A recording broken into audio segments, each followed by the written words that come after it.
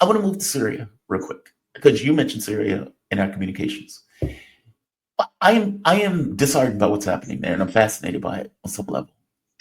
We were told that this was a new Syria. We were told that Assad forces have been beat back, and now we have this new democracy that is rising up. And people like me said, "Oh my God, this is a disaster. They're going to go on a killing spree of minorities." Now, it wasn't because I loved Assad. It was more so because I knew that the moment that Assad left, all hell was going to break loose. I watched Libya. I watched what happened to Iraq when ISIS took over. I assumed the same thing was going to take place in Syria. Mark pointed out the Leviathan. He was like, when the state leaves, people are vulnerable. And in his point of view, that's what we're seeing. What is happening in Syria right now? Well, it's utter chaos. I mean, as you recall, in the wake of Assad's departure, basically the state collapsed. 1 million public workers were laid off. Salaries have stopped being paid. There's immense precarity in the country, and you have now all those most radical katibas, Islamic Jihadists. militias. Yeah. Many of them from Central Asia, from Uzbekistan, from Uyghur province, from Chechnya, who are now out of work, as it were, because some of them, at the behest of the Turkish now foreign minister, but up until 2023, head of MIT, the not MIT in the US, the military intelligence of Turkey, very efficient and lethal service. He was the first one to visit Jolani in the wake of Assad's departure, and basically gave him a list of to-dos, including appointing some people, but not all of those people with whom Jolani fought to unseat Assad got what they wanted. Many of them have needs. They were recently issued Syrian citizenship, so there will be a resettlement, drive from not only the people that are already there, but many more to come. We can expect, and we know. I have a good source from Mother Agnès de la Croix from the monastery of Saint John the Crucified, who has been on the ground the last 5, 6 days, and she revealed something that somewhat does not leave any doubt as to what is being carried out above and beyond the killing, the mass killing. Is that they actually went weeks back. There was identification of businesses and homes on the real estate records, of all those towns and settlements, and those who belong to the minority Alawites were essentially singled out, and those property titles were then transferred to some of those fighters, those Uzbek fighters. Are you there? Yes, I'm here. I Yes, just you're there. gave you Okay. the main screen. I'm sorry. I just gave you the main screen, but I'm here. I promise. It's okay. And so basically now the problem that, I mean, the what remained once those transfer of property deeds were effected was to proceed with the physical expulsion, eviction of those people. And so the pretext used was, keep in mind that for the last 3 months, we have essentially self-regulated militia composed of those Wahhabist Takfirist types, Right. basically taking out their frustration on minorities, whether we're talking about Alawites, Christians, Shias, you name it, moderate Sunnis, because many Sunnis do not, obviously partake into this nihilistic approach of Islam. And some of them paid the ultimate price in trying to protect some of those minorities the last 5, 6 days. But suffice it to say that in that background, in that context, some of those katibas, those militias, entered the village, the native village of Colonel Suhail al-Hassan, Now, Colonel Suel al-Hassan was the in charge of the 25th Regiment, one of the most efficient Syrian regiment during the war from 2011 to 2020. So respected, including by the Russians, who know a thing or two about military matters, that the Russians themselves, fearful that al-Hassan uh, glory on the battlefield would now bring him enmities in Damascus from the old guard who, didn't want, didn't look too favorably to this kind of newcomer. The Russians assigned to him Russian bodyguards. Okay, so those katibas went to this guy's village, native village on the coast, and they did what they proceeded in doing what they've been doing the last 3 months, which is basically assault people, insult them, occasionally executing in an extrajudicial manner, someone who might be tempted to resist. Hmm. And that was the somehow the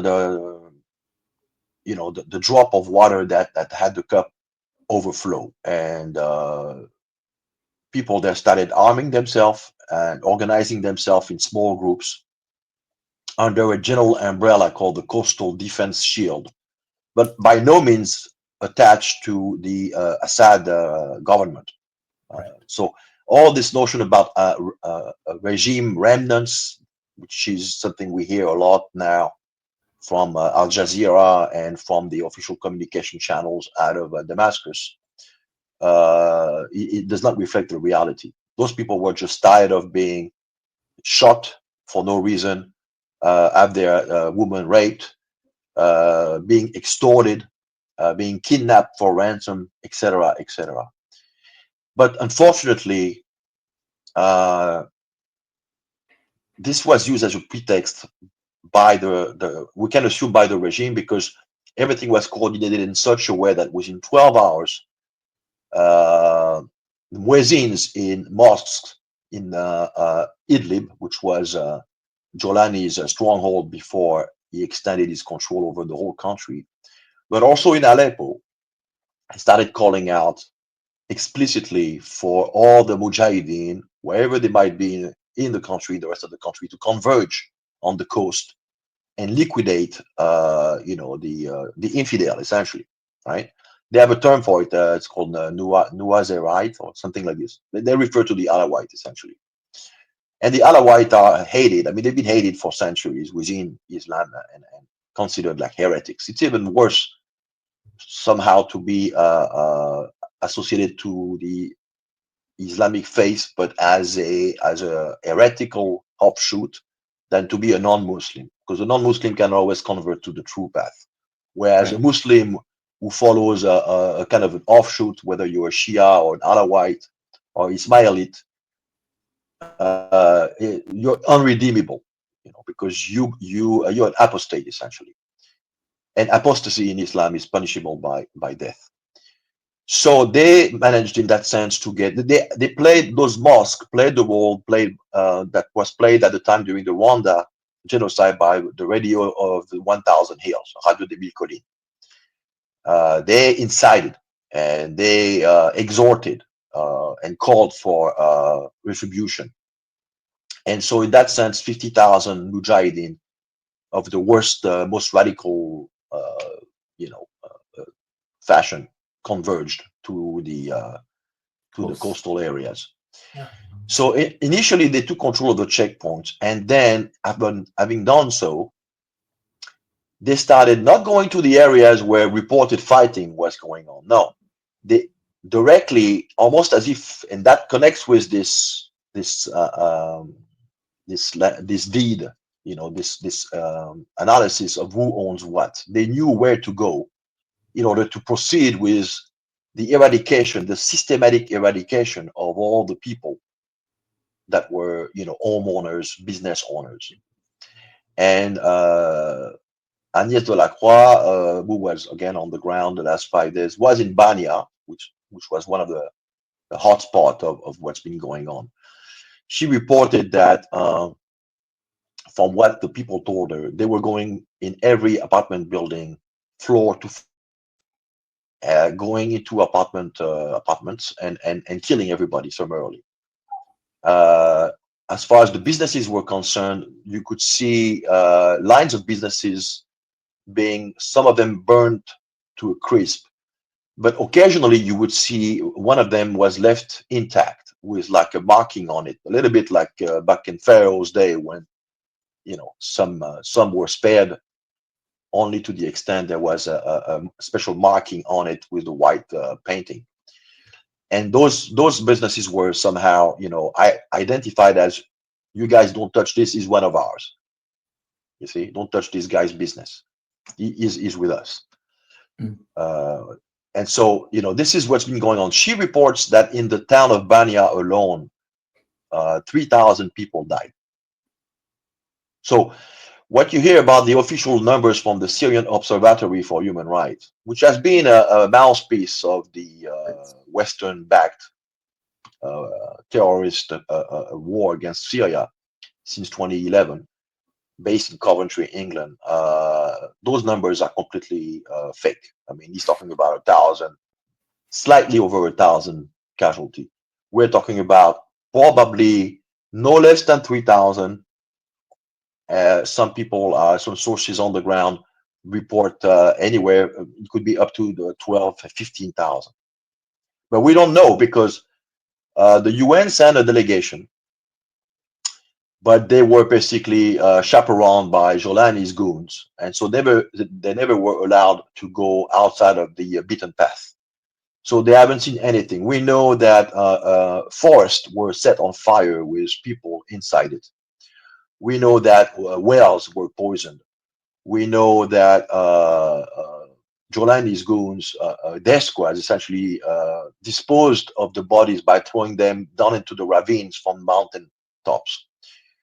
So, and we know that at this point it's difficult to even know what's going on, because in that cleaning up phase, leading up to the UN delegation, they deployed uh, cleaning teams dressed in hazmat suits with bulldozers, and they basically collected not only the debris to try to clean up the streets and make them presentable, but all the bodies that were littering the streets as well, and basically buried them summarily in mass graves, unmarked mass graves. So we might, never know. And some of them were pre-selected and dressed. The corpses were dressed in military fatigues from the coastal defense shields, and disposed in such a way that they could be portrayed as having been killed during firefights with the katibas. You see, at the same time, there's a ban now, because that was a big mistake. Initially, those guys are so crazy that they filmed themselves. It's all over the internet. Yes. After 5 days, Jolani, realizing that this was not good for business, since on top of it, he's trying to get sanctions lifted and trying to get reconstruction funding, coming back, having sent one of his emissary to Amman for a conference on this issue, and sending his own foreign minister to Brussels on March 17th to discuss reconstruction for Syria. This was a PR disaster. So we can assume there was a centralized white paper or memo distributed in such a way that, you know, not calling for the end of the killing, but calling for the killing not to be recorded or put on tape. Right. And so they arrested a couple of people, not because of what they had done, but because they had filmed it, essentially. So this is where we are. It's ongoing by any stretch of the imagination. Let's not imagine that the killings has abated. It has not.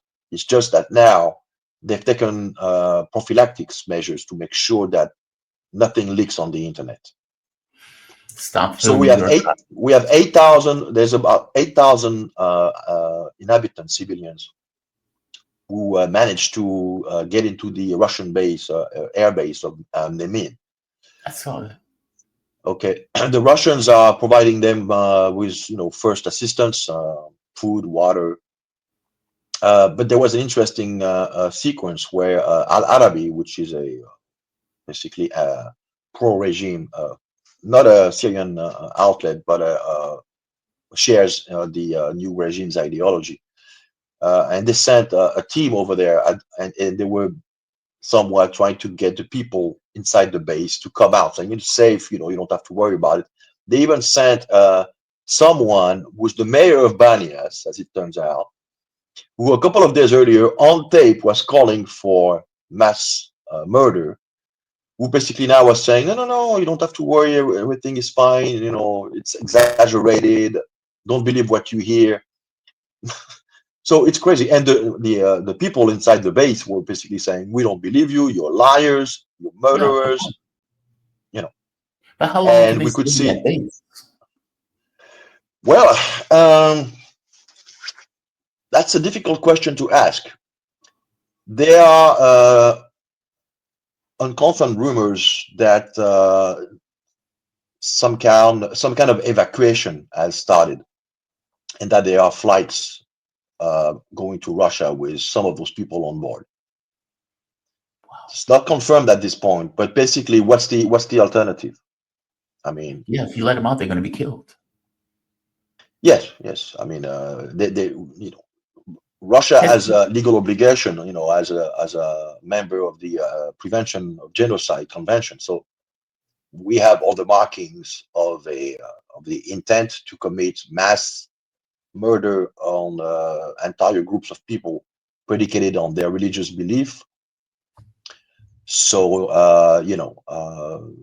you have all you need, if you understand, if you can read between the lines.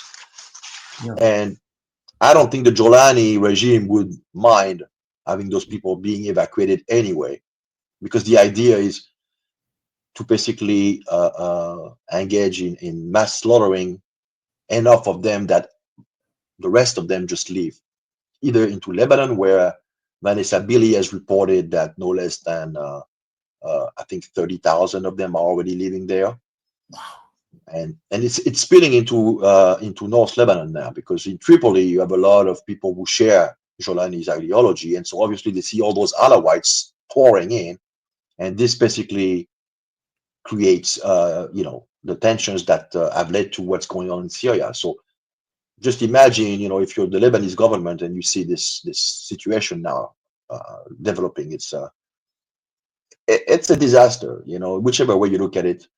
And obviously, the media, the mainstream media, are not talking about it.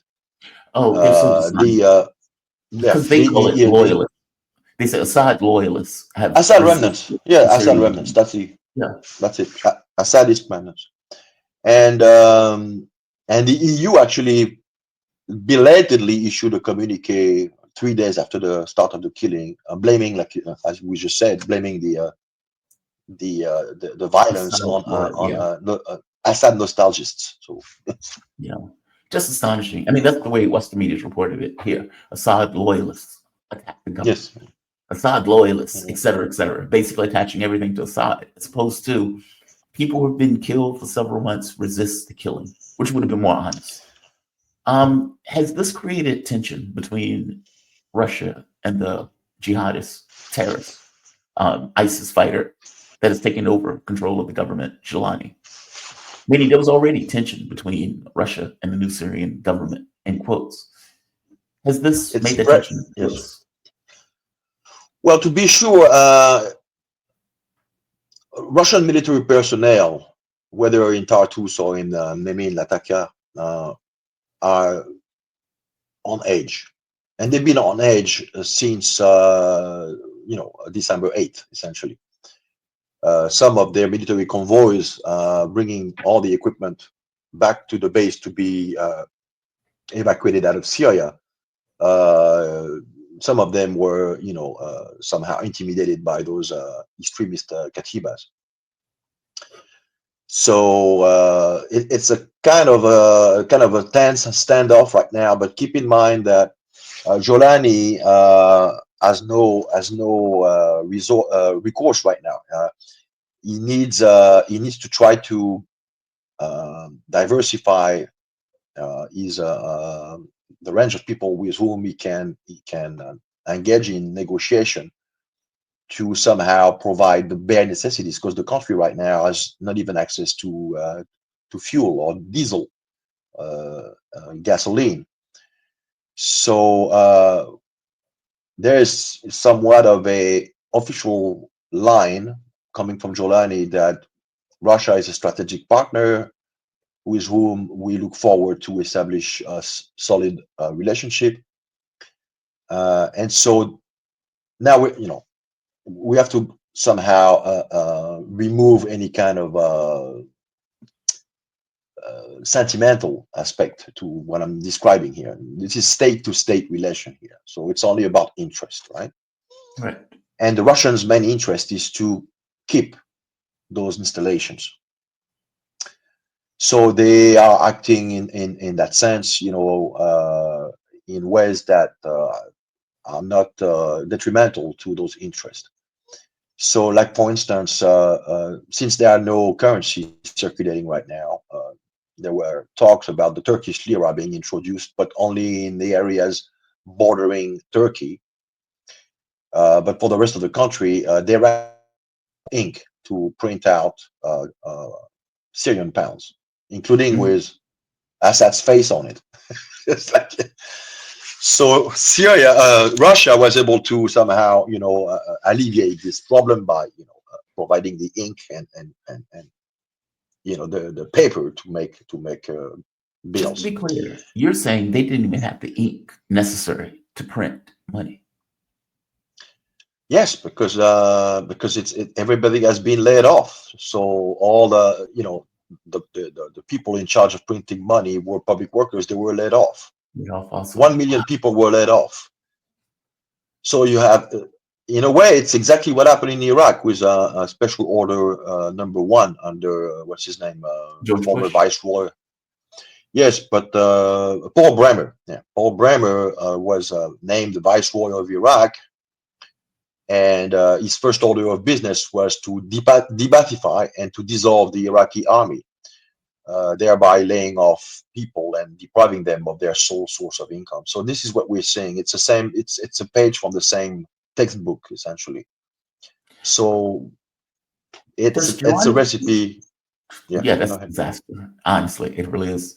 Last question: does Jolani control Syria? It doesn't sound like he does, but give me your take on this. What we have to understand that the quasi totality of Jolani's cabinet ministers are they have Turkish citizenship. So Jolani is the authority. Let's call it the authority, not the presidency, but the authority by default. It's an extension of Turkish intelligence. Yeah, So the whole thing is a Turkish intelligence, which explains why the Israelis have now denounced uh, conveniently what happened the last 5 days by blaming Jolanis to justify their own seizing of those three southern provinces to use them as a buffer zone against those radicals. But in the end, it obviously advances the agenda of expanding territorial of uh, course. gains, right? Yes. But at the same time, when Jolani entered into a memorandum of understanding, let's call it like this at this point, with the leader of the SDF, Mazloum, 2 days ago, the Israelis were extremely angered. And so were the Turks in a way, because, that something with the Kurds, we have several branches of the Kurdish. We have the SDF, we have the YPG, we have the PKK. And so the Turks felt like they were not consulted by this deal. And the Israelis had expected this quasi state, Kurdish state, to arise. So, with this memorandum of understanding calling for the merging of Kurdish militia into the future national army of Syria, this puts into jeopardy this plan of carving up this David corridor alongside the Syro-Iraqi border to connect with the Rojava state in the northeast. So we can assume that because the Americans are behind this, the Americans basically told Mazloum, "That's my take. We're leaving." So this is an interesting development, which we're not quite talking about openly, but this lays the ground for Trump to pull out those 2,000 troops, or at least those troops in the northeast. The job is done. Assad is gone. There's no need to stay. And basically, we want to evacuate. And so basically, they told the SDF, "You're on your own, and your dream of a Kurdish state, well, would have to be postponed." I So understand. Yeah. since Mazloum knew that he was being basically thrown under the bus by the Americans, this would lead, under the current circumstances, to a direct confrontation with the Turks. He decided to basically do what he should have done with Assad all those years. Is basically literally go to Damascus, take the path to Damascus, and reconcile. Wow. Yeah, what has been taking place in Syria has been fascinating. Like I said, my heart goes out to the people who are on the ground. I mean, it's Well, all I grotesque. can say as a final note on this subject is that as we speak, there are 40,000 radicals coming on their way from Tajikistan. So Syria is about to become this huge, massively armed terrorist state located in the heart of the Levant, which will be used to basically outsource destabilization operation wherever those destabilization operations are required. This is the net result. Arno, thank you for this, man. Like I said, disheartening to hear this, but people need to hear it. They need to know what's on the ground and what's taking place on the ground and why. Great explanation. I swear it is. Arno Debele, he's an author, political analyst, and international lawyer specializing in international criminal court law. His latest books, Foreign Entanglements, Biden, Ukraine, and the Fracturing American Consensus. Where can people find you, Arno? You can find me on X, Twitter. I sent you my, you have it, you can put it in the description. Yeah, And also on 21st Century Wire, type my name, 21st Century Wire, and get straight to my page in all my archives. very cool. Thank you for this. I really do appreciate it. You be safe. Thank you, Jamal.